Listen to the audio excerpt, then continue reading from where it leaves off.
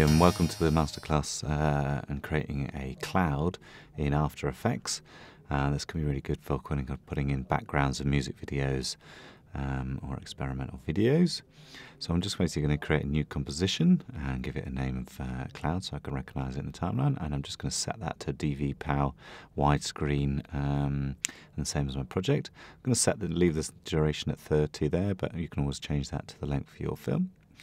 And then if we go up to Layer, New and New Solid, I'm going to just basically create a color solid that we can just apply an effect to. You could name it there if you wanted to. Color doesn't matter at this time. And what we're going to use is basically what's known as called a fractal noise plugin. So I'm just going to type in there, and there it is listed. I'm just going to basically pick that up and drop that straight onto my solid. And there you can instantly see it's just basically created it with a kind of nice sort of cloudy sequence. And you've basically got the ability to play around with brightness and contrast to kind of get different levels of effects to see what kind of effect that you basically want, whether you want it darker or lighter. And just set that to a level that you're kind of happy with. So we've got some dark, some light, some midtones.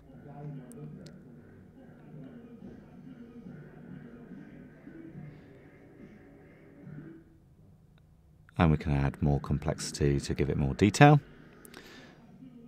So I've set that to the contrast at 200, and we've got the brightness at 10, and the complexity at 10. Okay, good. So it's a really kind of nice effect there. And basically what we want to do is give it some sort of movement. So if we look into the sub-settings and basically turn on the keyframing, click on the little stopwatch symbol there, and that's turned on a sequence there. So it's basically put in a keyframe right at the beginning of the sequence. And I'm going to go to the end of the sequence now and just basically put a full turn in there so that it spins 360 degrees over the 30 seconds that we've got it running there. As you can see, it's starting to spin round now.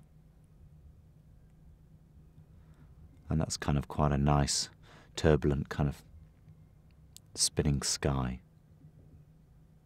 Okay, so we've got it currently in black and white. And what we want to do is to basically be able to add some color to that. So I'm just going to basically use, under the color corrector, you've got a nice tritone, and this allows you to basically work with the highlights, midtones and shadows, and basically set colors for each of those. So I'm going to work with the midtones, and I'm just going to basically put it in on the red and just make it the same color as the Studio 12 kind of red, like a blood red. Okay, so that kind of creates a really kind of dramatic sky for us now.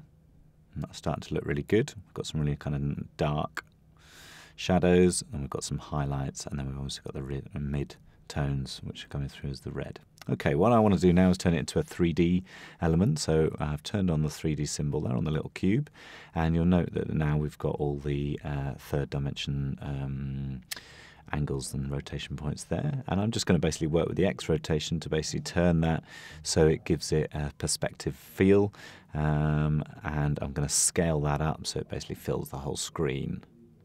And again, you can just adjust that depending on what angle you want your sky to be at within your film. And I've just scaled that up to 200 there, so it just fills the screen, and just play around with the position to get it kind of in the right position.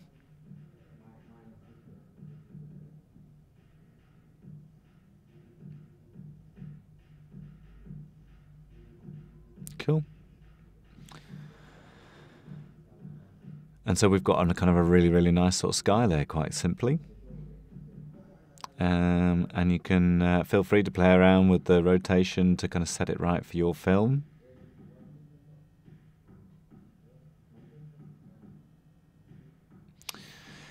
And you can kind of take this a little bit further. To take this further, we can basically try to give it a bit more depth, really. So if we highlight the layer and go Command D or Edit Duplicate Layer, this creates us a duplicate. And what we want to do is basically create another layer underneath the current cloud that we've got there.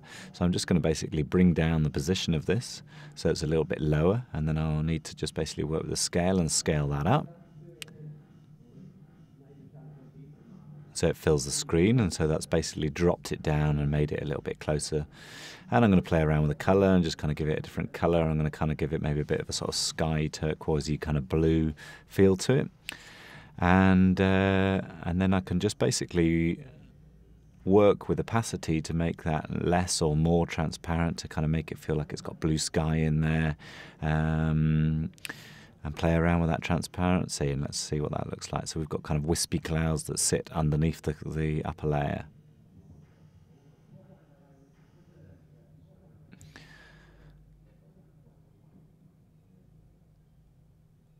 And that kind of gives you quite a nice effect there. We can also do the same sort of thing, but just basically using the blending modes. So if I just close that up and highlight my layer and look at layer and go to blending modes, I can basically play around with any of these and just see how those two layers react to each other. So that's using a classic burn, and that kind of gives it quite a dark and dramatic kind of contrast.